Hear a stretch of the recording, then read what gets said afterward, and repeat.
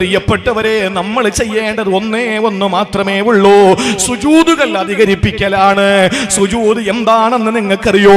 അബുൽ കലാം ആസാദ് എന്ന് പറയുന്ന ഭാഷാ പിതാവെന്നറിയപ്പെടുന്ന അബുൽ കലാം ആസാദ് ഉണ്ടല്ലോ, അയാളോട് ചോദിച്ചത്, നിങ്ങളുടെ സുജൂദ് കൊണ്ട്, നിസ്കാരം കൊണ്ട് നിങ്ങൾക്ക് എന്താ കിട്ടുന്നത്? അബുൽ കലാം ആസാദിന്റെ മറുപടി പെട്ടെന്നാണ്, എന്റെ വീട്ടിലെ വേലക്കാരന് കാല് വെക്കുന്നിടത്ത് ഞാൻ എന്റെ തല വെക്കുന്നതാണ് സുജൂദ്.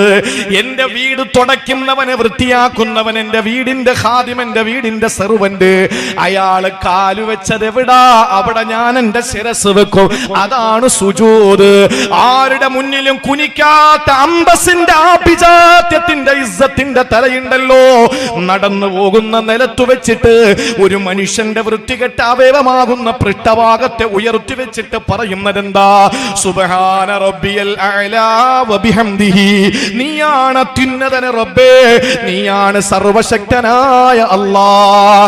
ഇത് ആരെ പോലെയാണ്? നമ്മൾ സുജൂദിലേക്ക് വിടുമ്പോ, ഇന്നത്തെ ഇശാ മുതൽ ഒന്ന് ചിന്തിച്ചു നോക്ക്. സുജൂദിൽ നമ്മൾ കിടക്കുമ്പോ ചിന്തിക്കണം, ഞാൻ എങ്ങനെയാണ് കിടക്കുന്നത്? ഞാൻ എന്റെ ഉമ്മയുടെ ഉദരത്തിൽ നിന്ന് പുറത്തു വന്ന് 2 വയസ്സ് വരെ ഞാൻ കിടന്നത് പോലെയാണ് ഇപ്പൊ കിടക്കുന്നത് എന്ന് പറഞ്ഞാൽ, പച്ച മലയാളത്തിൽ പറഞ്ഞാലും മുട്ടിലിഴഞ്ഞിട്ടല്ലേ സുജൂദിൽ കിടക്കുന്നത്. മുട്ടിലിഴഞ്ഞ് റബ്ബിനോട് പറയണം, എന്റെ അല്ലാഹ്, ഒരുപാട് പ്രയാസങ്ങളുണ്ട്, നിന്റെ സഹായം അടുത്ത് തന്നെ ഉണ്ടെന്ന് നീ പറഞ്ഞിട്ടുണ്ട്. സഹോദരങ്ങളെ, ഞാൻ രാഷ്ട്രീയം പറയാണെന്ന് ചിന്തിക്കരുത്. കോടിക്കണക്കിന് അനുയായികളുള്ള മാർക്സിസ്റ്റ് സൈദ്ധാന്തികനായിരുന്ന സഖാവ് ലെനിൻ, കോടിക്കണക്കിന് അനുയായികളുള്ള മാർക്സിസ്റ്റ് സൈദ്ധാന്തികനായ ലെനിൻ ക്ഷയരോഗം പിടിപെട്ട് അയാളുടെ ശരീരത്തിന്റെ ഒരു ഭാഗം ഇങ്ങനെ തളർന്നു പോവുകയാ. ആ സമയത്ത് തന്റെ ഉറ്റ സുഹൃത്താകുന്ന സഖാവ് സ്റ്റാലിന് കത്തെഴുതുകയാ. 1890 തോന്നുന്നു, നോബൽ നേടിയ അലക്സാണ്ടറിന്റെ ഏതോ ഒരു കളക്ഷനിൽ നിന്ന് ഈ കത്ത് കണ്ടെടുത്തതായിട്ട് ചരിത്രം പറയുന്നുണ്ട്. ചിന്തിച്ചു നോക്ക്, സഖാവ് ലെനിൻ മാർക്സിസ്റ്റ് സൈദ്ധാന്തികനാണ്.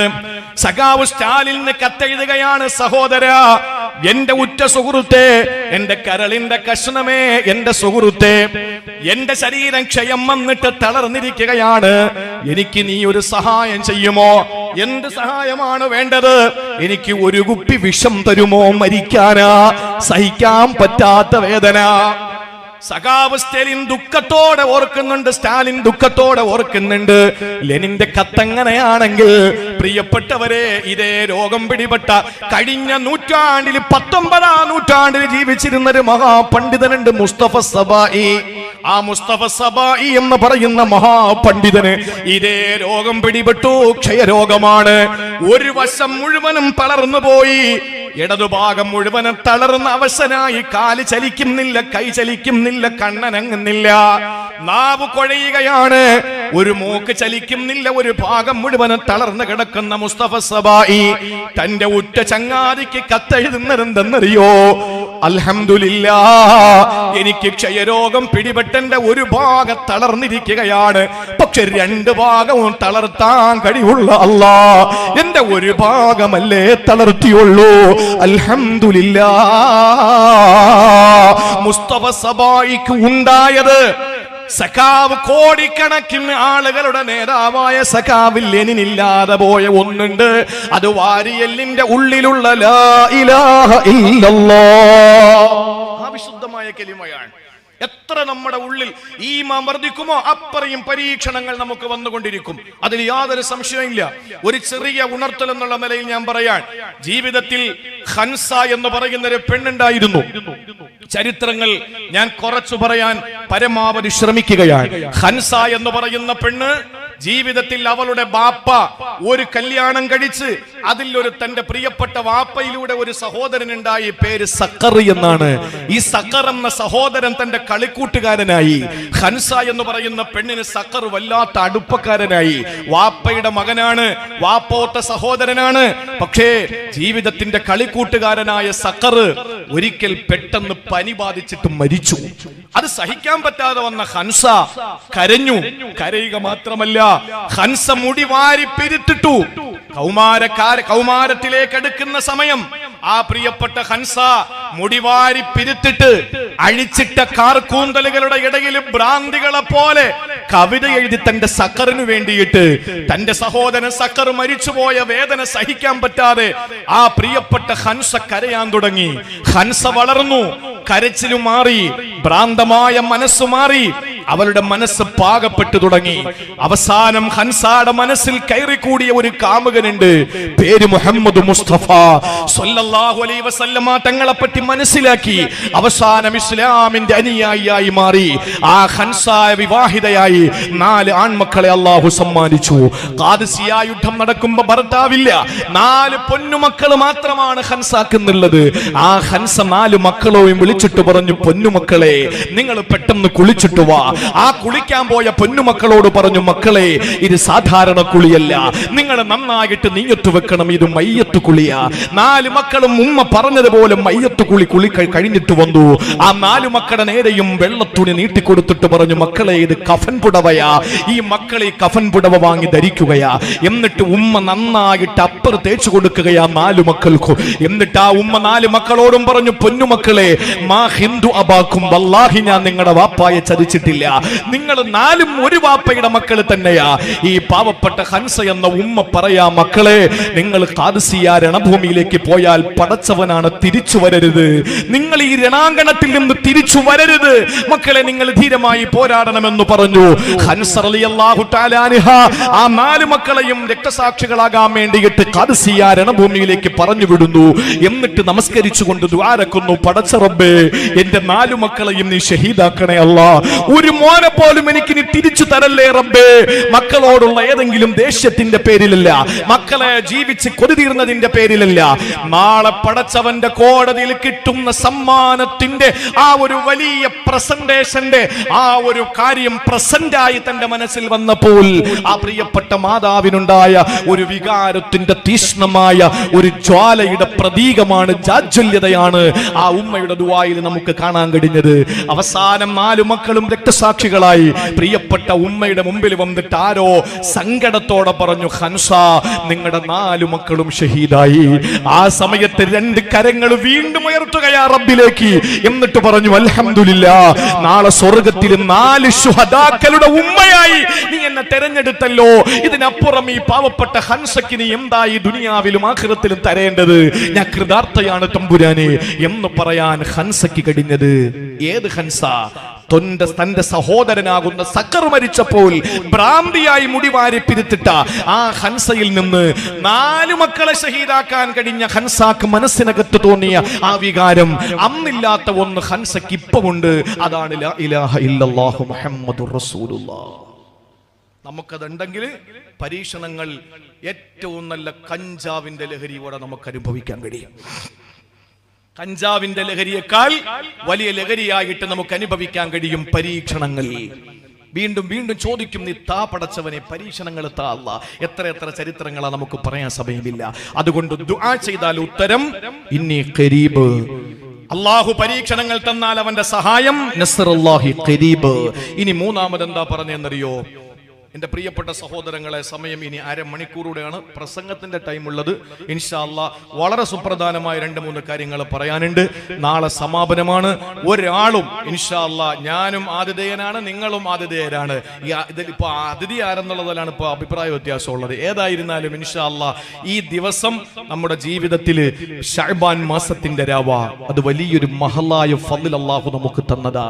ഒരു വർഷക്കാലത്തെ നമ്മുടെ ബജറ്റ് അവതരണം നടക്കാൻ പോവാം. നിയമസഭയിൽ ബജറ്റ് അവതരണം നടന്നാൽ നമ്മൾ കൃത്യമായി ചാനലുകൾ മാറ്റി എന്തിന് സിഗരറ്റിന് വില കൂടിയോ, കള്ളിന് വില കൂടിയോ, കഞ്ചാവിന് വില കൂടിയോ, തുണിക്ക് വില കൂടിയോ എന്നൊക്കെ നോക്കി നമ്മൾ ഇരിക്കാറുണ്ട്.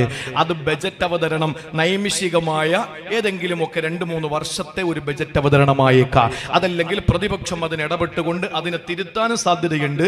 അങ്ങനെയൊക്കെ നടക്കുന്ന ബജറ്റ് അവതരണത്തിന് നമ്മൾ വലിയ മുഖ്യമായി കാണുമെങ്കിൽ ഇതാ ഈ രാത്രി ഒരു കൊല്ലത്തെ ബജറ്റ് അവതരണം നടക്കാൻ പോവാൻ. ഒരൊറ്റ വർഷത്തെ ഈ രാത്രി തീരുമാനിക്കുകയാണ് അടുത്ത ശഅബാൻ മാസത്തിന്റെ 15-ന് മുമ്പ് ആരൊക്കെ പനവൂരിന്റെ ഖബർസ്ഥാനിൽ മറമാടപ്പെടുമെന്ന്. സജീർ ഫൈസിയുടെ ഉമ്മ മരിച്ചിട്ട് 5 ദിവസമാണ്. കഴിഞ്ഞ ശഅബാൻ മാസത്തിൽ ആ ഉമ്മക്ക് എഴുതി വെച്ചിരുന്നു, അടുത്ത ശഅബാനിന് മുമ്പ് അടുത്ത ബജറ്റ് അവതരണത്തിന് മുമ്പ് നിങ്ങൾ ഖബറിലേക്ക് പോകുമെന്ന്. അത് അള്ളാന്റെ തീരുമാനമാണ്, അള്ളാന്റെ തീരുമാനമാണ്. ഇന്ന് നിങ്ങൾക്ക് കിട്ടിയ ചായയും ബിസ്ക്കറ്റും അത് കഴിഞ്ഞ ശഅബാൻ മാസത്തിന്റെ രാവിലെ അള്ളാഹു എഴുതിയതാണ്. 3 യാസീൻ ഓതിയ കൂട്ടത്തിൽ ഒരു യാസീന്റെ പവറാണ് ഇന്ന് കയ്യിൽ കിട്ടിയ ബിസ്ക്കറ്റും ചായയും. കാരണം എന്താ? അത് ബജറ്റ് അവതരണമാണ്. ഇനിയിപ്പോ അടുത്ത വർഷത്തേക്കുള്ള ഇന്ന് രാത്രിയിലാ കൈമാറ്റം ചെയ്യപ്പെടുന്നത്. അപ്പൊ നന്നായിട്ട് നമുക്ക് ദുആരക്കാനുള്ള ഒരു അവസരമാണ്. അതുകൊണ്ട് ഇൻഷാ അല്ലാഹ് വിശ്വാസികൾ ഒരുമിച്ച് കൂടുന്നിടത്ത് ദുആക്ക് ഇജാബത്ത് ഉണ്ടാവും. ചോദിക്കുന്നവൻ ആരും ആവട്ടെ, പക്ഷെ ഇരിക്കുന്നവരൊക്കെ ശ്രേഷ്ഠതയുള്ളവരാണ്. അതുകൊണ്ട് ഇൻഷാ അല്ലാഹ് നമുക്ക് ഒത്തിരി ദുആരക്കാനുണ്ട്. അത് കഴിഞ്ഞേ പോകാവൂ. മൂന്നാമതായി അള്ളാഹു പരിചയപ്പെടുത്തുന്നത്, നമ്മൾ അള്ളാഹു റബ്ബുൽ ഇസ്സത്തിനെ അനുസരിച്ചാൽ അവന്റെ സഹായം നമുക്ക് അടുത്താണ്. അനുസരിക്കാൻ നമുക്ക് കഴിയണം. താൽക്കാലികമായി നമുക്കതൊരു വിഷമമായി നമുക്ക് തോന്നിയേക്കാം. നോക്ക്, അള്ളാഹുവിന്റെ ഹബീബും സല്ലല്ലാഹു അലൈഹി വസല്ലമയും പ്രിയപ്പെട്ട സഹാബത്തിനെയും ജന്മനാട്ടിൽ നിന്ന്, പിറന്ന നാട്ടിൽ നിന്ന് പറഞ്ഞു വിട്ടു. എത്ര വർഷം? 53-ാമത്തെ വയസ്സിൽ ഹിജ്റ പോകുന്നു. 53 വർഷം മദീനയിൽ മക്കയിൽ ജീവിച്ച് 53 വർഷത്തെ മക്ക ജീവിതം അവസാനിപ്പിച്ചുകൊണ്ട് മദീനയിലേക്ക് പലായനം ചെയ്യുകയാണ്. വളരെ രസകരവും എന്നാൽ നമ്മുടെ ജീവിതത്തിൽ പലതും നമ്മൾ അറിഞ്ഞിരിക്കേണ്ടതുമായ ഒരു വലിയ യാത്രയുടെ മടങ്ങിവരവ് നടക്കാൻ പോവുകയാണ്. മക്കയിൽ നിന്ന് മദീനയിലേക്ക് പോകുമ്പോൾ അള്ളാന്റെ ഹബീബിന്റെ വയസ്സ് 53 ആണ്. 53 വയസ്സ് കഴിഞ്ഞു. മക്കയിൽ നിന്ന് പോയി മക്കയിലേക്ക് തിരിച്ചു വരാൻ പറ്റുന്നില്ല.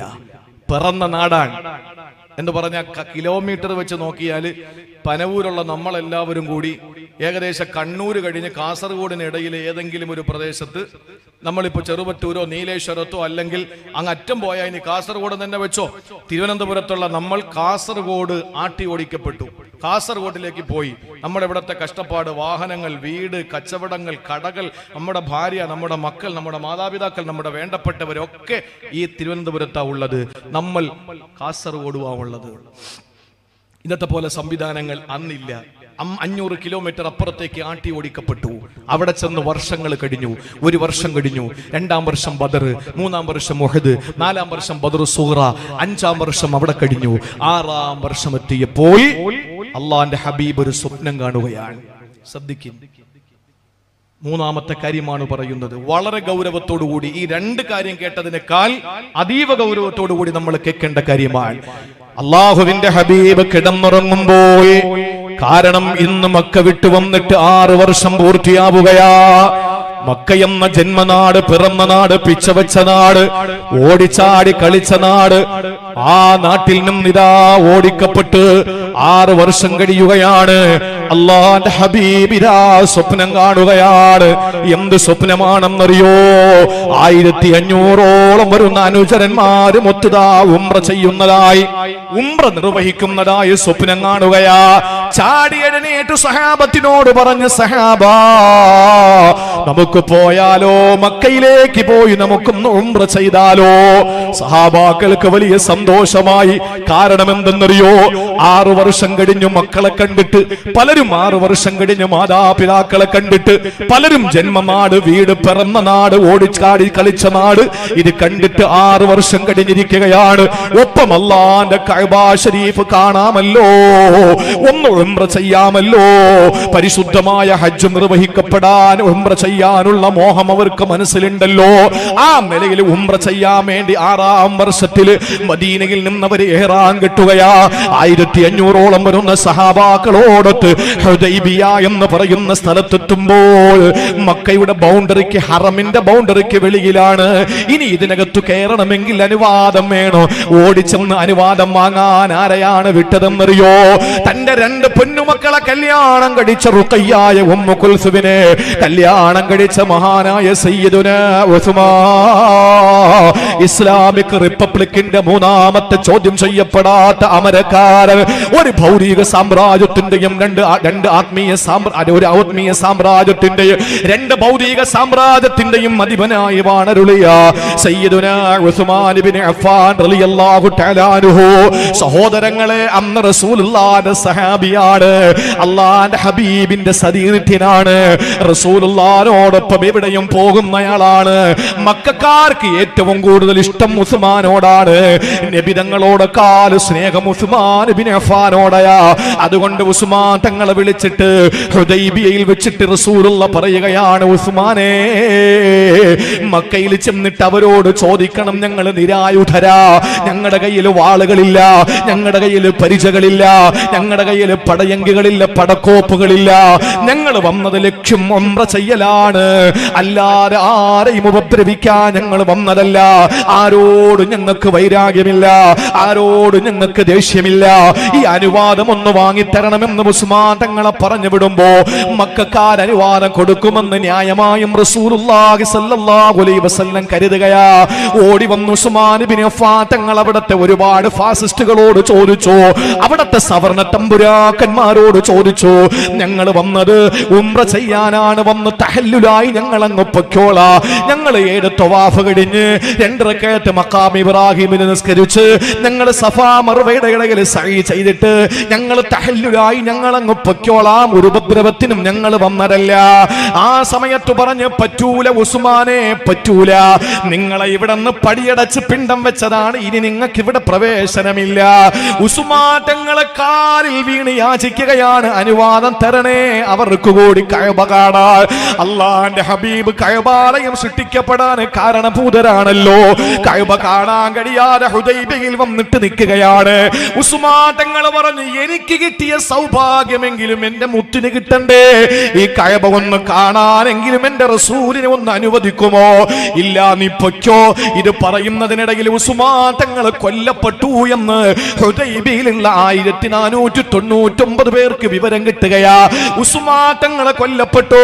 അംബാസഡർ കൊല്ലപ്പെടുന്നത് ന്യായീകരിക്കാൻ പറ്റില്ല, ദൂതൻ കൊല്ലപ്പെടുന്നത് ന്യായീകരിക്കാൻ പറ്റില്ല. ഉടനെ റസൂലുള്ളാഹി തങ്ങളെ സഹാബത്തിനോട് പറഞ്ഞു, എന്റെ ഉസ്മാനെ അവർ കൊന്നിട്ടുണ്ടെങ്കിൽ ഇതാ ഞാൻ കൈ നീട്ടുന്നു, നിങ്ങൾ വന്ന് കയ്യിലടിച്ച് സത്യം ചെയ്യുമോ? ഒരു വൃക്ഷത്തിന്റെ ചുവട്ടിൽ വെച്ച് റസൂലുള്ള ചോദിക്കുന്നു, എന്തു വന്നാലും നമ്മുടെ കൂടപ്പറപ്പിനെ കൊന്ന അവരോട് പക വീട്ടാനല്ലാതെ ഇനി ഒരു തീരുമാനത്തിലും നമ്മൾ പിന്നോട്ടില്ല, കയ്യിലടിക്കുമോ? 1498 പേരും വന്ന് കയ്യിലടിക്കുകയാ. 1499 ആള് ഉസ്മാൻ മക്കയില. അള്ളാന്റെ ഹബീബ് 1500 വ്യക്തിയാ. 1498 പേരും വന്ന് കയ്യിലടിച്ച് സത്യം ചെയ്യുകയാ. അള്ളാഹുവിന്റെ ഹബീബ് സത്യം വാങ്ങി ആ വൃക്ഷത്തിന്റെ ചുവട്ടിൽ വെച്ച് ബൈഅത്ത് നേടുകയാ. അവർക്ക് സ്വർഗ്ഗം ഉറപ്പല്ലേ? ഇതിനാണ് ബൈഅത്തുർ റിദ്വാൻ എന്നറിയപ്പെടുന്നത്. സഹോദരങ്ങളെ, ബദരീങ്ങളെ കഴിഞ്ഞാൽ ഉഹദീങ്ങളാ, ഉഹദീങ്ങളെ കഴിഞ്ഞാൽ ബൈഅത്തുർ റിദ്വാന്റെ ആളുകളാണ് ശ്രേഷ്ഠതയുള്ള സഹാബാക്കള്. ഈ 1408 ആളുകൾ ബൈഅത്ത് ചെയ്തപ്പോൾ അതാ വരുന്നു ആരാ?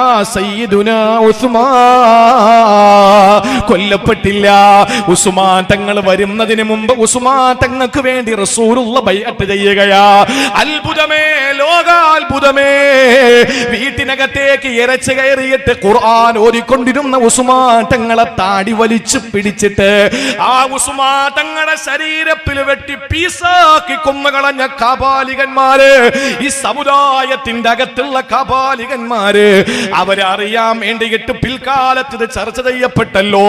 അള്ളാന്റെ ഹബീബ് തന്റെ വലത് കൈ നീട്ടിയിട്ട് അടിക്കൂ സഹാബ എന്ന് പറഞ്ഞപ്പോ 1498 പേരും ബൈഅത്ത് ചെയ്യുമ്പോ റസൂലുള്ള നീട്ടിക്കൊടുത്ത റസൂലുള്ളാന്റെ കയ്യാ.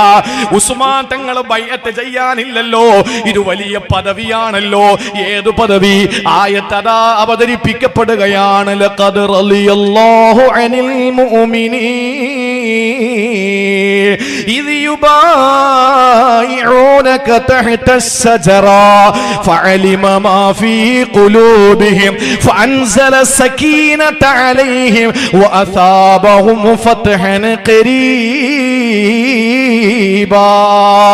സൂറത്തുൽ ഫത്ഹിന്റെ 18ാമത്തെ ആയത്ത് ഇറങ്ങിയപ്പോൾ ഇത്രയും വലിയ പ്രതിഫലമുണ്ടോ?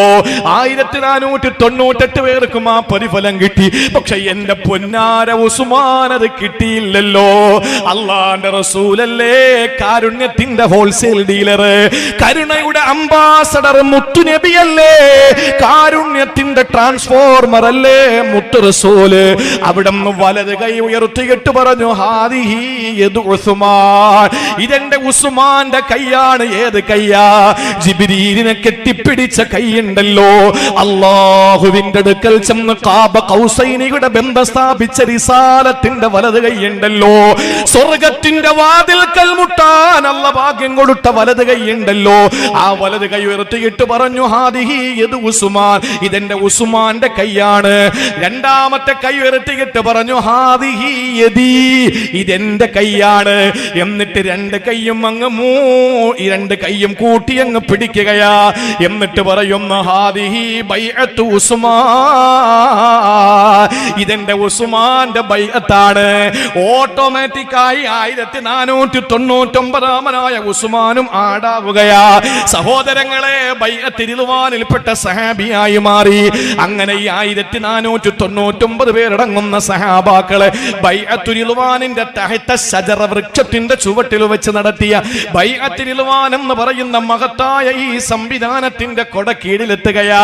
ഉസ്മാൻ തങ്ങളെ തിരിച്ചു വന്നു. അള്ളാന്റെ ഹബീബിനും സഹാബത്തിനും സന്തോഷമായി. അവര് പറഞ്ഞു, ഇതാ ഉസ്മാൻ തങ്ങളെ കൊല്ലപ്പെട്ടെന്ന വാർത്ത അറിഞ്ഞ ഞങ്ങള് പ്രശ്നത്തിന് വേണ്ടി ബൈഅത്ത് ചെയ്ത കാര്യം മക്കക്കാരറിഞ്ഞു. അവരിന് ഞങ്ങളെ വെച്ചേക്കൂല.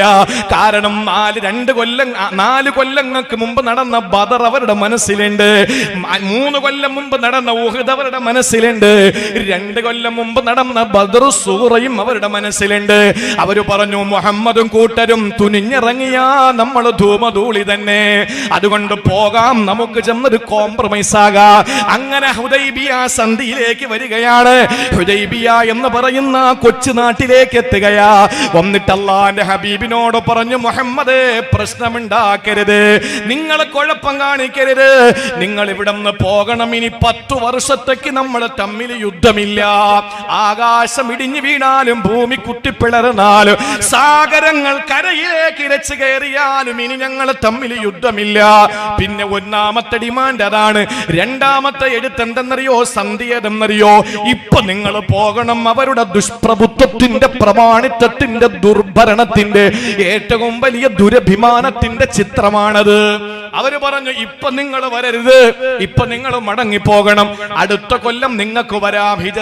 ഹിജറ 7 അതും വന്നു. ഉംറത്തുൽ ഖളാ എന്നറിയപ്പെടുന്നു അതിന്. അള്ളാന്റെ ഹബീബ് പറഞ്ഞു, ശരി 10 വർഷം യുദ്ധമില്ല, ശരി, സന്തോഷമായി. സഹാബാക്കൾക്ക് വലിയ സന്തോഷമായി. പക്ഷേ നിങ്ങൾ ഇനി കേട്ടോളീം.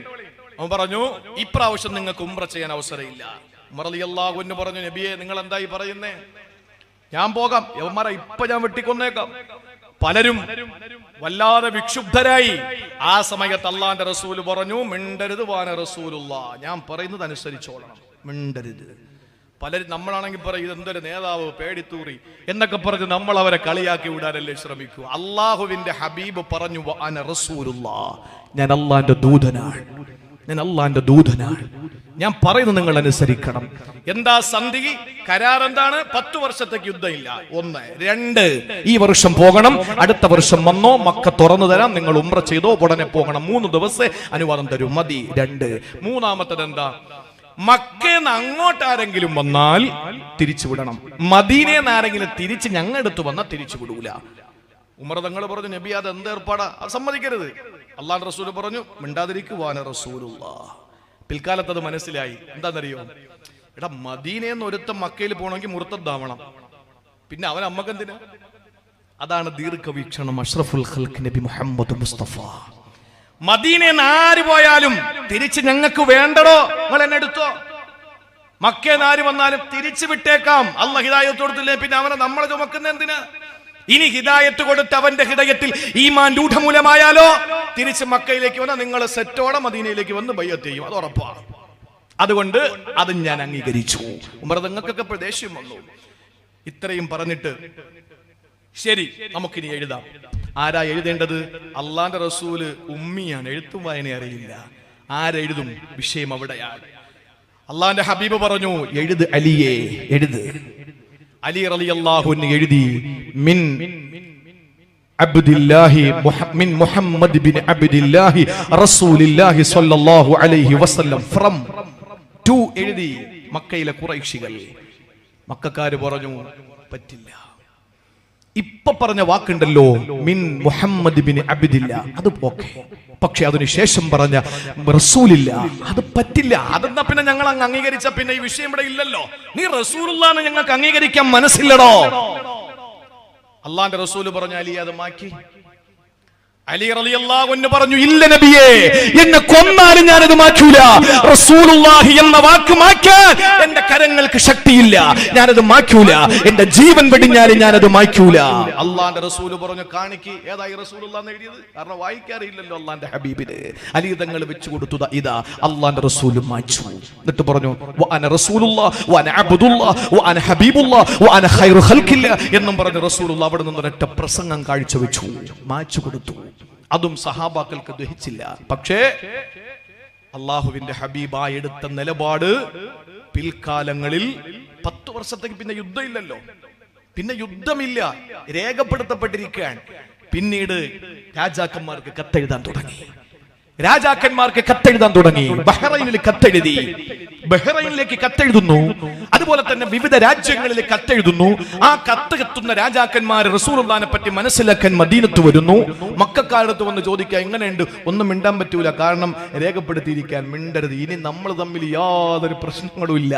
അവസാനം ഹിജ്റ 7-ാം കൊല്ലം ബൈഅത്തുൽ ഉംറത്തുൽ ഖളാ എന്ന് പറഞ്ഞ് തിരിച്ചു വരികയാണ്. പക്ഷേ ഇവിടെ മറ്റൊരു വിഷയം ഉണ്ടാകുന്നു. ശ്രദ്ധയോടെ നിങ്ങൾ കേൾക്കിൻ. ഒരു വലിയ വിഷയമുണ്ടാവുകയാണ്. അള്ളാഹുവിന്റെ ഹബീബ് നബി മുഹമ്മദ് മുസ്തഫ സല്ലല്ലാഹു അലൈഹി വസല്ലമ തങ്ങൾ പറഞ്ഞു സഹാബ നമുക്ക് തിരിച്ചു പോവാം. നബിയെ ഞങ്ങൾ വരില്ല, ഞങ്ങൾ കാര്യമൊക്കെ ശരിയാ, പക്ഷെ ഞങ്ങളുടെ നാട്ടിന്റെ തൊട്ടടുത്ത് നിന്ന് ആലോചിച്ച് നോക്കി, പനവൂരിറങ്ങാൻ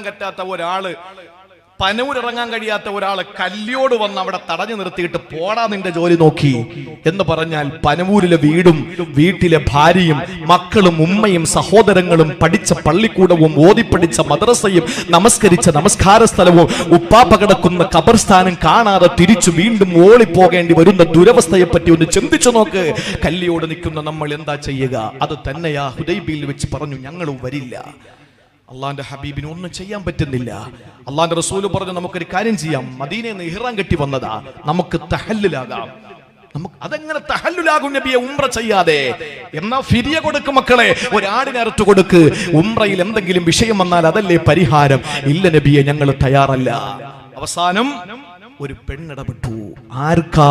ഇസ്ലാമിൽ സ്ത്രീത്വത്തിന് സ്ഥാനമില്ല എന്ന് പറയുന്ന രാപ്രസംഗം നടത്തുന്ന അധികാരികൾ, കവലപ്രസംഗം നടക്കുന്ന ആളുകൾ, സ്ത്രീപക്ഷപാതികളെന്ന് അവകാശപ്പെട്ടുകൊണ്ട് ഇസ്ലാം സ്ത്രീകളെ പർദ്ദയ്ക്കുള്ളിലാക്കി അടുക്കളയിൽ തളച്ചിട്ടു എന്ന് പറയുന്ന നാമധാരികളായ ആളുകളുടെ മുമ്പിൽ ബൈഅത്തുൽ റിദ്വാൻ എന്ന് പറയുന്ന ഹുദൈബിയ സന്ധിയുടെ പ്രോജ്വലമായ ഒരു ദിവസത്തിന്റെ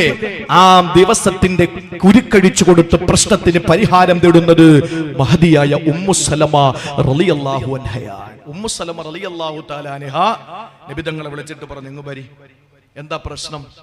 അവർ തഹല്ലുലാകാൻ പറഞ്ഞിട്ട് കേൾക്കുന്നില്ല. നബിയെ ഇപ്പൊ അവരോട് പറഞ്ഞാൽ ഒന്നും അവർക്ക് തിരിയില്ല, വലിയ പ്രശ്നമാണ്. 1499 പേര് എന്തിന് തയ്യാറായി നിൽക്കാൻ? അവരുടെ വികാരം കൂടി അങ്ങ് മനസ്സിലാക്കണം. എന്താ ഞാൻ ചെയ്യേണ്ടത് ഉമ്മു സലമ പറ. ഉമ്മു സലമ പറഞ്ഞു നിങ്ങൾ ചെയ്യുന്നതൊക്കെ അവര് ചെയ്യൂലേ? അതെ. നിങ്ങൾ പോയി അങ്ങ് മൊട്ടയടിക്ക്, വിഷയം തീർന്നില്ലേ? നിങ്ങൾ പോയി തലമുണ്ടനം ചെയ്യ്. അള്ളാഹുവിന്റെ റസൂൽ അവിടെ നിന്ന് പോയി 1499 പേര് നോക്കി നിൽക്കുമ്പോൾ തവാഫ് ചെയ്യാതെ, സഈ ചെയ്യാതെ, മർവയിലെത്താതെ, സഫയിലെത്താതെ, മുൽതസം കാണാതെ, പരിശുദ്ധ മീസാബിന്റെ ചുവട്ടിൽ റുക്നുൽ യമാനിൽ, റുക്നുൽ ഹറമിൽ, റുക്നുൽ ഇറാഖിൽ, റുക്നുൽ ഷാമിലെത്താതെ, പരിശുദ്ധ കഅബാലയത്തെ കാണാതെ ഒരു ഉംറ നിർവഹിച്ചവനെ പോലെ റസൂലുള്ള തലമുണ്ടനം അങ്ങ് ചെയ്യുകയാ. 1499 പേര് തലവടിക്കുകയാ. അനുസരണയോടെ മുസ്തിഈന സാമിഈ എല്ലാവരും ഇതാ മദീനയിലേക്ക് പോവുകയാ. മനസ്സ് ശ്വാസമേറുന്ന വേദനയോട് പോകുന്നവരാ. ഇത് താൽക്കാലികമായി അവർക്ക് ക്ഷീണമുണ്ടാക്കിയെങ്കിൽ പോലും സഹോദരങ്ങളെ, ഒരൽപ്പം പിന്നോട്ട് മാറുന്നത് വിജയത്തിൽ പരാജയമാണെന്ന് കരുതി പോകരുത്. കാരണം എന്തെന്നറിയോ? ഏറ്റവും നല്ല വിജയത്തിന് സമ്മാനം കൊടുക്കുന്ന പല മത്സരങ്ങളും പനവൂരിന്റെ ഹൃദയഭാഗത്ത് നടന്നിട്ടുണ്ട്. എല്ലാം മുന്നോട്ട് വെക്കുന്ന കാലിനെല്ലാം ഒന്നാം സമ്മാനം കിട്ടുക. ചില കാലുകൾ പിന്നോട്ട് വെച്ചാലും അതിന് ഒന്നാം സമ്മാനമാണ് വടംവലി പോലെ. വടംവലിക്ക് മുന്നോട്ട് വെച്ചാൽ തോറ്റല്ലേ പോവുക, വടംവലിക്ക് പിന്നോട്ട് കാല് വെക്കുമ്പോഴല്ലേ ഫസ്റ്റ് കിട്ടുക. അതുപോലെ ചില ആളുകൾക്ക് ചില ഘട്ടങ്ങളിൽ നമ്മൾ പിന്നോട്ട് മാറുമ്പോഴാണ് വിജയശ്രീലാളിതരാകുന്നത്. ചിലരോ ക്ഷമിക്കും നീ ധരിക്കും മൂടനാ, വില്ലിന്റെ പിറകോട്ടുള്ള നീക്കം എന്തിനാ? പനവൂരിന് മറക്കാൻ കഴിയാത്ത നാമമേ തഴവാ, നവ്വറല്ലാഹു മർഖദാ. പറഞ്ഞതെന്താണ്? ചിലരോ ക്ഷമിക്കും നീ ധരിക്കും മൂഢനാ, വില്ലിന്റെ പിറകോട്ടുള്ള നീക്കം എന്തിനാ? വില്ല് കൊലക്കുമ്പോൾ പിറകോട്ടല്ലേ വലിക്കുക. ആളുകൾ കരുതും എന്തിനാ പിന്നോട്ട് പോകുന്നത്? എപ്പറ പിന്നോട്ട് അതിന്റെ വില്ലിനെ വലിക്കുമോ അസ്ത്രം അത്രയും വേഗത്തിലല്ലേ മുന്നോട്ട് കുതിക്കുക. അള്ളാന്റെ ഹബീബിനു സംഭവിച്ചത് തന്നെയാ സഹോദരങ്ങളെ. പരിശുദ്ധമായ മക്കം ഫത്ഹ് വന്നു, ഖൈബർ ഫത്ഹായി. അള്ളാഹുവിന്റെ ഖുർആന്റെ വാക്ക് നിങ്ങൾ നോക്ക്. ലഖദ് റളിയല്ലാഹു അനിൽ മുഅ്മിനീന ഇദ് യുബായിഊനക തഹ്ത അശ്ശജറ. വൃക്ഷത്തിന്റെ ചുവട്ടിൽ വെച്ച് ബൈഅത്തുൽ റിദ്വാനിൽ പങ്കെടുത്ത സഹാബാക്കളാകുന്ന മുഅ്മിനീങ്ങളെ അല്ലാഹു തൃപ്തിപ്പെട്ടിരിക്കുകയാ. ഫഅലിമ മാ ഫീ ഖുലൂബിഹിം. അവരുടെ ഹൃദയത്തിന്റെ ചലനങ്ങളെ ഗതിവിഗതികൾ അല്ലാഹുക്കറിയാം. ഫഅൻസല സകീനത അലൈഹി. അതുകൊണ്ട് തന്നെ അല്ലാഹു അവരെ സമാധാനം കൊണ്ട് പൊതിഞ്ഞു. വഅസാബഹും ഫത്ഹൻ ഖരീബാ. അവർക്ക് എത്രയും വേഗത്തിൽ ഒരു സുന്ദരമായ വിജയം അവർക്ക് അല്ലാഹു കൊടുക്കുകയും ചെയ്തു. അനുസരണയുള്ളവരായപ്പോ അല്ലാഹു ഖരീബായ വിജയം. അപ്പൊ അള്ളാന്റെ വിജയം എവിടെ വരുന്നത്? ഖരീബാണ്. മൂന്നാമത്തേത് പ്രിയപ്പെട്ട സഹോദരങ്ങളെ, അതുകൊണ്ട് നമുക്ക് നമ്മുടെ ജീവിതത്തിൽ ഇനിയും എണ്ണി പറഞ്ഞാൽ ഒത്തിരി പറയാനുണ്ട്, ഒരുപാട് പറയാനുണ്ട്. പക്ഷെ അതെല്ലാം നമുക്ക് പറഞ്ഞുകൊണ്ട് നിൽക്കുമ്പോൾ നമുക്ക് സമയം ഒത്തിരി കടന്നു പോകും. 2 മണിക്കൂർ ആകുന്നു. ഞാൻ ഒരു കാര്യം കൂടെ പറഞ്ഞ് അവസാനിപ്പിക്കാം. ബാക്കിയൊക്കെ ഇൻഷാ അല്ലാഹ് നാളെ ഉസ്താദുമാരും, നാളെ ബഹുമാനപ്പെട്ട ഉസ്താദ് ബാക്കവിയുടെ പ്രസംഗമുണ്ട്. നമ്മുടെ ഷമീം ഉസ്താദ് നല്ല വാക് സാമർത്ഥ്യവും വാക് ചാതുര്യമുള്ള പണ്ഡിതൻ, അതുപോലെ തന്നെ മുദരിസ് ബഹുമാനായ ഉസ്താദ്, അതുപോലെ നജീം ബാക്കവി ഉസ്താദ്. ഇരിക്കുന്നവരും ഇരുന്നവരും എല്ലാവരും അൽഹംദുലില്ലാഹ് പ്രഗത്ഭര് തന്നെയാണ്. ആദരണീയരായ നമ്മുടെ പ്രിയപ്പെട്ട ഉസ്താദുമാരുടെ പാദസ്പർശനം കൊണ്ട് ധന്യമായ മണ്ണാണ്. ഇതൊക്കെ നമ്മുടെ മുന്നിൽ ഉണ്ടാകുമ്പോഴും എന്റെ പ്രിയപ്പെട്ട സഹോദരങ്ങളെ, അറിവിൽ നമ്മൾ എല്ലാവരും അൽഹംദുലില്ലാഹ് ഈ വിഷയത്തിൽ നമ്മുടെ നാട്ടില് ഈ ഒരു പുതിയ ഒരു സംരംഭത്തിലേക്ക് നമ്മൾ കാലെടുത്ത് വെക്കുമ്പോൾ ഒരു പുതിയ സംരംഭം നമ്മുടെയൊക്കെ ജീവിതത്തിലെ അഭിമാന നിമിഷങ്ങൾ ജീവിതത്തിന്റെ നാളുകളിൽ കടന്നു വരികയാണ്. അല്ലാഹു റബ്ബുൽ ഇസ്സത്ത് അതിന് തൗഫീക്ക് നൽകട്ടെ. ഹൃദയം കൊണ്ട് അടുക്കാനും, ശരീരം കൊണ്ട് അടുക്കാനും, മനസ്സുകൊണ്ട് അടുക്കാനും, സമ്പത്ത് കൊണ്ട് അടുക്കാനും അല്ലാഹു നമുക്ക് തൗഫീക്ക് നൽകട്ടെ. കാര്യം ഞാൻ ഇൻഷാ അല്ലാഹ് അവസാനം പറയാം. ഒരു കാര്യം കൂടി ഞാൻ പറഞ്ഞോട്ടെ സഹോദരങ്ങളെ. അല്ലാഹുവിന്റെ ദുആരക്കുന്നവന് അല്ലാഹു ഉത്തരവുമായിട്ട് ഖരീബാണ്. പീഡിപ്പിക്കപ്പെടുന്നവൻ അല്ലാഹു നസ്ർ സഹായവുമായിട്ട് ഖരീബാണ്. അതുപോലെ അനുസരണയുള്ളവന്റെ മുമ്പിൽ അല്ലാഹു വിജയവുമായിട്ട് ഖരീബാണ്. ഇതൊക്കെ നിലനിൽക്കുമ്പോഴും അല്ലാഹുവിനെ പണിയാൻ നിന്നാൽ ഇന്നഹും യക്കീദൂന, അവർ പണിയും വാക്കീദു കൈദ, ഞാനും പണി കൊടുക്കുമെന്ന് അല്ലാഹുവിന്റെ ഖുർആൻ. അത് പറയാൻ വേണ്ടി അല്ലാഹു പറഞ്ഞ വാക്ക് എന്താണെന്നറിയോ? എന്താ അല്ലാഹു പറഞ്ഞത്? അല്ലാഹു പറഞ്ഞ വാക്ക് നിങ്ങൾ കേട്ടോ. وَيَا قَوْمِ هَٰذِهِ نَاقَةُ اللَّهِ لَكُمْ آيَةٌ فَذَرُوهَا تَأْكُلْ فِي أَرْضِ اللَّهِ وَلَا تَمَسُّوهَا بِسُوءٍ فَيَأْخُذَكُمْ عَذَابٌ قَرِيبٌ. മുജീബ്. അള്ളാഹുവിന്റെ വാക്കിൽ ഒരക്ഷരം പോലും വ്യത്യാസമില്ല. ഇതാരെ പറ്റിയാണ് പറഞ്ഞതെന്നറിയോ? സഹോദരങ്ങളെ, കാലഘട്ടത്തിന്റെ കുത്തൊഴുക്കിന് എതിരെ നീന്തേണ്ട നമ്മൾ അതിനോടൊത്തു നമ്മൾ നീന്തിപ്പോയാൽ വടക്കൻ ജില്ലകളിലുള്ള ഒരു വലിയ തോന്നിയാസം തെക്കൻ ജില്ലകളിൽ അള്ളാന്റെ തൗഫീക്ക് കൊണ്ട് ഇല്ല. ഇത് ലൈവായിട്ട് കേരളത്തിലും അതുപോലെ വിദേശ രാജ്യങ്ങളിലും കാണുന്നുണ്ട്. എല്ലാ ജില്ലക്കാരും കാണുന്നുണ്ട്. നാളെയും ഞാൻ പോകേണ്ട കാസർഗോഡ് ജില്ലയുടെ ചെറുക്കളയിലാണ്. അവിടുത്തെ കാര്യം തന്നെയാണ് ഞാൻ നിങ്ങളോട് പറയുന്നത്. കാസർഗോഡ് ജില്ല മുതൽ ഏകദേശം മലയാളത്തിന്റെ മലർവാടിയിലെ ഏറ്റവും മഹിതമായ ചരിത്രങ്ങൾക്ക് സാക്ഷ്യം കുറിച്ച മലബാറിന്റെ മണ്ണിലൊക്കെ തുടക്കം കുറിച്ചു പോയ ചില കോമാളിത്തരങ്ങളുണ്ട്. വിവാഹത്തിന്റെ പേരിൽ, സൽക്കാരത്തിന്റെ പേരിൽ കാണിച്ചു കൂട്ടുന്ന കോപ്രായങ്ങള്.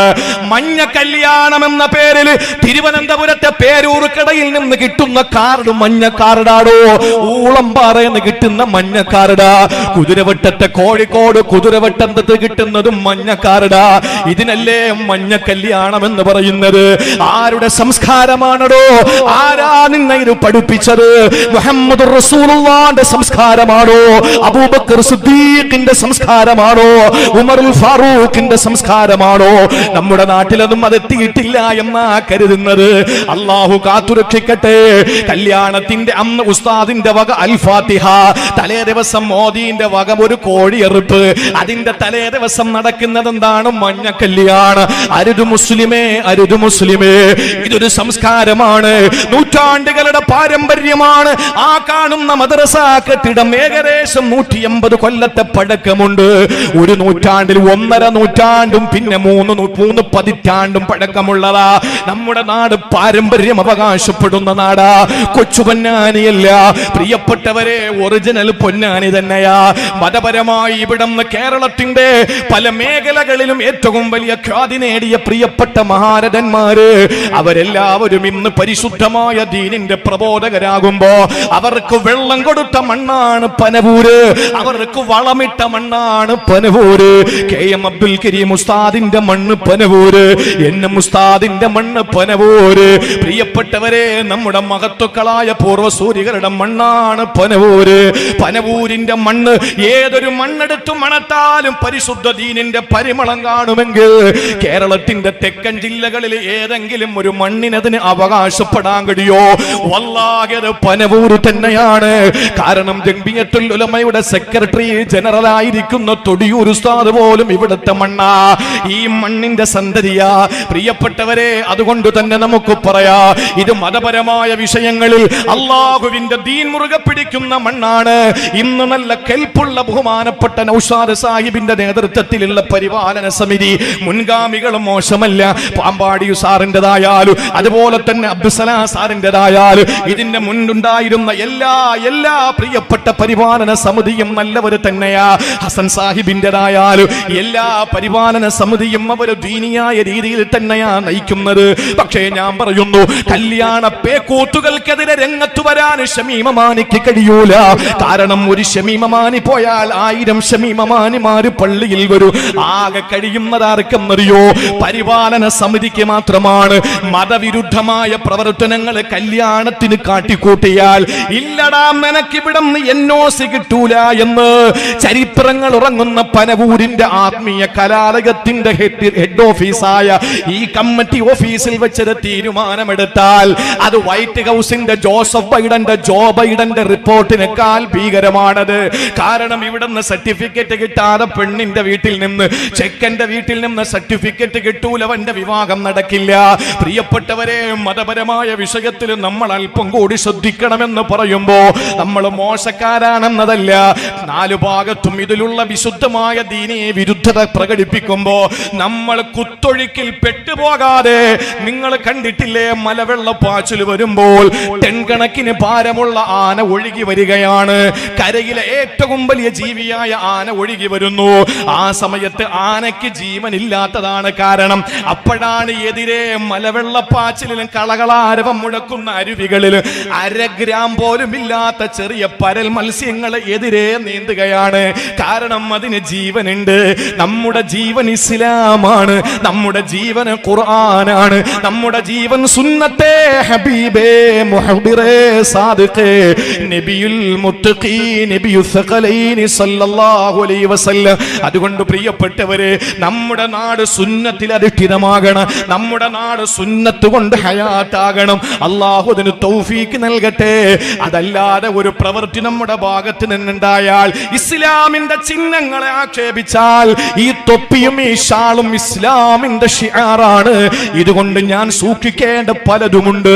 ഇത് ഞാൻ സൂക്ഷിക്കുമ്പോൾ എന്തെങ്കിലും ഒരു വിഷയം ഉണ്ടായി പോയാൽ അബ്ദുൽ അസീസിന്റെ മകൻ നവാസിന് വരുന്ന കളങ്കമല്ല, അത് ദീനിന്റെ വക്താക്കൾക്ക് പ്രബോധകന്മാർക്ക് വരുന്ന ഒരു കളങ്കമാണ്. കാരണം ഒരു പർദ ഇസ്ലാമിന്റെ ഐഡന്റിറ്റിയാ, നിസ്കാരത്തണം ഇസ്ലാമിന്റെ ചിഹ്നമാ. അതുകൊണ്ട് പ്രിയപ്പെട്ടവരെ, ചിഹ്നങ്ങളെ നമ്മൾ സൂക്ഷിക്കണം. അതിന്റെ ഏറ്റവും വലിയ തെളിവേതെന്നറിയോ? അള്ളാഹുവിന്റെ പ്രവാചകന് സാലിഹ് നബി അലൈഹിസ്സലാം ദഅവത്ത് ചെയ്തുകൊണ്ടിരിക്കുമ്പോൾ ശത്രുക്കൾ പറഞ്ഞു, സാലിഹേ, നീ പ്രവാചകനാണെന്ന് ഞങ്ങൾ അംഗീകരിക്കണമെങ്കിൽ ഞങ്ങൾ പറയുന്നത് നീ ചെയ്യണമെന്താ? നിങ്ങൾ പറഞ്ഞാൽ ചെയ്യാ. ഒരു വലിയ പാറ കാണിച്ചു കൊടുത്തിട്ട് പറഞ്ഞു, പാറയിൽ നിന്ന് ഗർഭിണിയായ ഒരു ഒട്ടകം പുറത്തു വരട്ടെ. വെറുമൊട്ടകമല്ല, ഒരു ഗർഭിണിയായ ഒട്ടകം പുറത്തു വരട്ടെ എന്ന് പറഞ്ഞപ്പോൾ അള്ളാഹുവിനോട് സാലിഹ് നബി ദുആ രക്കുകയാ, അള്ളാഹുവേ, ഇവിടെ നാണം കെടുന്നത് ഞാൻ മാത്രമല്ല, നിന്റെ ദീനാണ് റബ്ബേ, നീ അതിന് ഭാഗ്യം തരണേ അല്ലാ. സാലിഹ് നബി ദുആ ചെയ്തപ്പോ പാറയിൽ നിന്ന് പേറ്റുനോവിന്റെ ഞരക്കം വന്നു. ലേബർ റൂമിനകത്ത് പേറ്റുനോവിന്റെ വേദനയിൽ പുളയുന്ന പെണ്ണിന്റെ ഞരക്കമുണ്ടല്ലോ, ആ ഞരക്കം എന്നെന്നാണ് തഫ്സീറിൽ കാണുന്നത്. പാറയിൽ നിന്ന് പേറ്റുനോവിന്റെ ഞരക്കം വരുന്നു. ഉടനെ പാറ പിളരുന്നു, ഗർഭിണിയായ ഒട്ടകം പ്രസവിക്കപ്പെടുന്നു. അല്ല പറഞ്ഞു, തൊട്ടുപോകരുത്, അതിന് വെള്ളം കുടിക്കണം. ജലാശയം ചൂണ്ടിക്കാണിച്ചിട്ട് അല്ല പറഞ്ഞു, ഇന്ന് ഈ ഒട്ടകം വെള്ളം കുടിക്കും, അന്ന് വേറെ ആരും വെള്ളം കൊടുക്കരുത്, വേറെ ആരുടെയും ഒട്ടകം വെള്ളം കുടിക്കരുത്. എന്റെ ഒട്ടകത്തിന് ഒന്നിടവിട്ട് വെള്ളം മതി, നാളെ നിങ്ങൾ കുടിപ്പിച്ചോ. ഒട്ടകത്തിന് എപ്പോഴും ആടിനെ പോലെ തീറ്റയും വെള്ളവും വേണ്ടല്ലോ. അത് ശേഖരിച്ചു വെക്കാൻ അതിന് പ്രത്യേകമായ ഗോഡൌൺ സംവിധാനമുണ്ട്. അള്ളാഹുവിന്റെ ദൃഷ്ടാന്തമാകുന്ന ഒട്ടകത്തെ ഒരു ദിവസം ഗുദ്ദാർ എന്ന പേരുള്ള ഒരുത്തന് കള്ളിൽ വെള്ളം ഒഴിക്കാൻ വേണ്ടിയിട്ട് ജലാശയത്തിലെത്തിയപ്പോ വെള്ളമില്ല. ദേഷ്യം വന്നു, കുടിയനാണല്ലോ, ദേഷ്യം വന്നു. എവിടെ വെള്ളം? സാലിഹിന്റെ ഒട്ടകം അത്രയും മോന്തി കുടിച്ചു, ദേഷ്യം അടക്കാൻ കഴിയുന്നില്ല. ആ സമയത്താണ് ഗുദ്ദാർ ഒളിച്ചിരുന്നിട്ട് സാലിഹ് നബിയുടെ ഒട്ടകത്തെ അറുത്തു കൊല്ലുകയാണ്, എറിഞ്ഞു കൊല്ലുകയാണ്. ആ ഒട്ടകത്തെ കൊന്നുകളഞ്ഞു. പ്രിയപ്പെട്ടവരെ, അള്ളാഹു വിശുദ്ധ ഖുർആനിലൂടെ പറഞ്ഞതെന്തെന്നറിയോ? കൊന്നത് ഒറ്റ ഒരുത്തൻ, കൊലയാളി ഒരുത്തനാണ് ഗുദ്ദാർ. പക്ഷെ അല്ല പറഞ്ഞതെന്താ? കദ്ദബത് സമൂദ് ബിതഗ്വാഹാ ഇദിൻ ബഅസ അഷ്ഖാഹാ ഫഖാല ലഹും റസൂലുള്ളാഹി നാഖതല്ലാഹി വസുഖിയാഹാ ഫകദ്ദബൂഹു ഫഅഖറൂഹാ. അല്ല പറഞ്ഞ വാക്കെന്താ? ബഹുവചനം. അല്ല പറഞ്ഞത് ബഹുവചനം. എന്താ പറയേണ്ടത്?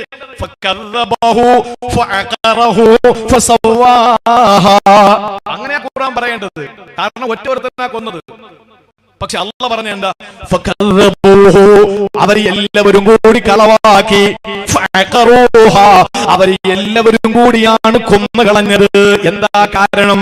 ഗുദ്ദാർ കൊല്ലാൻ പോയപ്പോ കണ്ടിരുന്ന കാക്കാമാരും മിണ്ടിയില്ല. അതാണ് പ്രശ്നം. ഒരുത്തരൊരു തെറ്റ് ചെയ്യുമ്പോ അരുതട എന്ന് പറഞ്ഞ് അവന്റെ കയ്യിൽ നിന്നത് പിടിച്ചു വാങ്ങാൻ കുടുംബത്തിൽ പറഞ്ഞ ഒരുത്തൻ അവിടെ ഇല്ലാതായി പോയി. അല്ല ഒരുത്തൻ ചെയ്ത തെറ്റ് ടോട്ടലായി സാമൂഹ്യവൽക്കരിച്ച് അല്ല പറഞ്ഞു, എല്ലാവരും കൂടെ അതിന്റെ ശിക്ഷ.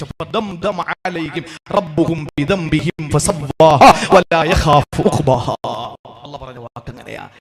ഇത് പറഞ്ഞിട്ട് അല്ലാഹു പറയാണ്, എന്റെ ജനതയെ, ഇത് നിങ്ങൾ പറഞ്ഞ ദൃഷ്ടാന്തമാണ് റബ്ബിന്റെ ഒട്ടകം.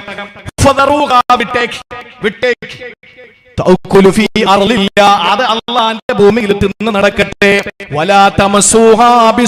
നിങ്ങൾ അതിനെ കൊല്ലരുത്, നിങ്ങൾ അതിനെ ഉപദ്രവിക്കരുത്. അങ്ങനെ ഉപദ്രവിച്ചാലോ അള്ളാന്റെ ഫത്ഹ് കരീബാണ്, സഹായം വിജയം അടുത്താണ്. അള്ളാന്റെ നസ്ർ ഖരീബാണ്, സഹായം അടുത്താണ്. അള്ളാഹുവിന്റെ സാമീപ്യം അടുത്താണ്, ഖരീബാണ്. അതേ അല്ല തന്നെ പറയുന്നു, ഫയഖുദകും അദാബുൻ ഖരീബ്. എന്നോട് കളിക്കല്ലേടാ, കളിച്ചാൽ എന്റെ ശിക്ഷയും ഖരീബാണ്. എന്റെ ശിക്ഷയും ഖരീബാ, എന്റെ ഫതഹും നസ്റും മാത്രമല്ല, എന്റെ ഇഖാബും ഖരീബ. അല്ലാഹു കാത്തുരക്ഷിക്കട്ടെ, അല്ലാഹു കാത്തുരക്ഷിക്കട്ടെ. അതുകൊണ്ട് പ്രിയപ്പെട്ട സഹോദരങ്ങളെ, നമ്മൾ ഓരോരുത്തരും നമ്മുടെ ജീവിതത്തിൽ സൂക്ഷ്മതയുള്ളവരാകണം. നമ്മൾ ഡ്യൂട്ടി നിർവഹിക്കുന്നവരാകരുത്. ഡ്യൂട്ടി വേറെ, റെസ്പോൺസിബിലിറ്റി വേറെ. ഇത് രണ്ടും രണ്ടായി നമ്മൾ കാണണം. നടന്നു പോകുന്ന പാതയോരത്തൊരുത്തൻ കുഴി കുത്തുന്നു, വേറൊരുത്തൻ പുറകിലൂടെ കുഴി മൂടുന്നു. അടുത്ത സ്ഥലത്ത് ചെന്നിട്ട് ഒന്നാമൻ കുഴി കുത്തുന്നു, രണ്ടാമൻ കുഴി മൂടുന്നു. മൂന്നാമതൊരു സ്ഥലത്ത് പോയിട്ട് ഒന്നാമൻ കുഴി കുത്തുന്നു, രണ്ടാമൻ കുഴി മൂടുന്നു. ഈ നടന്നു പോയവൻ ചോദിച്ചു, നിങ്ങൾക്ക് ഭ്രാന്തുണ്ടോ? അവര് പറഞ്ഞു, ഞങ്ങളുടെ ഡ്യൂട്ടി ഞങ്ങൾ നിർവഹിക്കുകയാണ്. എന്താ ഡ്യൂട്ടി? ഇത് ഞാൻ ഒന്നാമൻ, എന്റെ ഡ്യൂട്ടി കുഴി കുത്തല. ഇനി രണ്ടാമനോ, അവൻ വന്നില്ല, അവന്റെ ഡ്യൂട്ടി എന്താ? തൈ വെക്കലായിരുന്നു, ഇന്ന് അവന് ലീവാണ്. മൂന്നാമനോ യവനാണ്, അവന്റെ ഡ്യൂട്ടി എന്താ? മണ്ണ് മൂടലാണ്. അപ്പൊ സാധാരണ നടക്കേണ്ട റെസ്പോൺസിബിലിറ്റി എന്ന് പറഞ്ഞാൽ ഇതാണല്ലോ. ഒരാൾ കുഴി കുത്തുക, വേറൊരാൾ തൈ വെക്കുക, മൂന്നാമൻ മണ്ണിട്ട് മൂടുക.